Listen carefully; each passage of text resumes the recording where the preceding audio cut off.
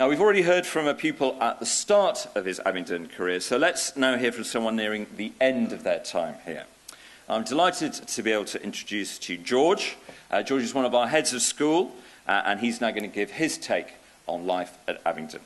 George, over to you.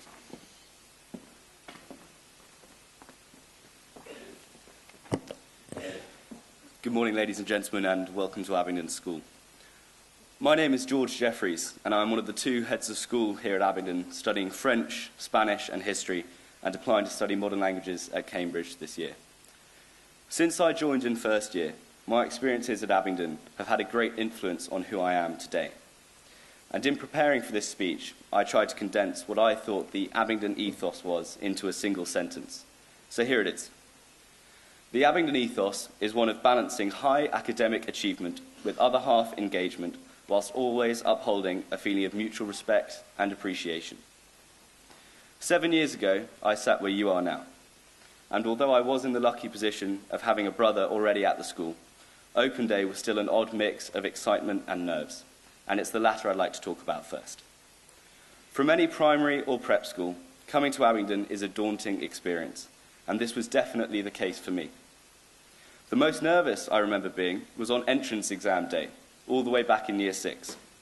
As I was ushered into a classroom with 15 other boys to sit an English test, I couldn't have been more anxious. And as the clock ticked on, this feeling only increased.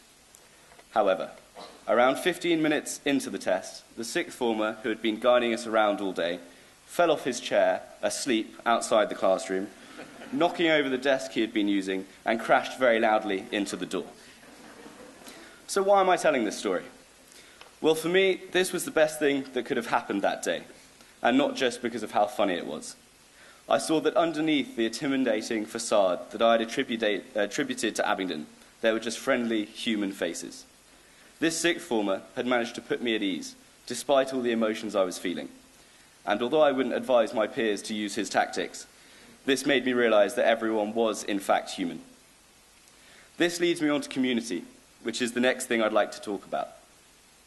One of the things which sets Abingdon apart is the strong sense of community and pride that we all feel. And this includes teachers and staff, as well as students. There is a great respect for people who have different strengths and different interests. The range of facilities alone show how we, as a community, appreciate what everyone has to bring, whether that's on the rugby pitch, up here on stage during a performance, or in the science centre, to name just a few. What I have always valued at Abingdon is the house system, which provides the opportunity to build relationships with peers, students in other year groups, and the teachers I interact with every day. Another major part of school life I would like to talk about is the other half, the famous other half. I have always found the range of activities and sport at Abingdon to be one of the most rewarding parts of school life, to such an extent that I've been told on many occasions throughout my school career to stop signing up to so many clubs. But the chance to collect more ties was just too tempting. If I had my time again, I would not change anything. What Abingdon has taught me is how to manage my time, to cope with all these activities, and finding that perfect balance has been crucial to me this year. I enjoy being on the editorial team of a couple of the school magazines, as well as being part of the theatre tech crew, and I love playing tennis and badminton. It's safe to say I make good use of my time. But there is a reason Abingdon prides itself on the other half, and don't underestimate the difference it actually makes in creating a fulfilling and exciting school day. Now, I'm aware that there is a lot going on today, and you all, no doubt, have many other places to see. So I will finish up by talking directly to you, future Abingdonians.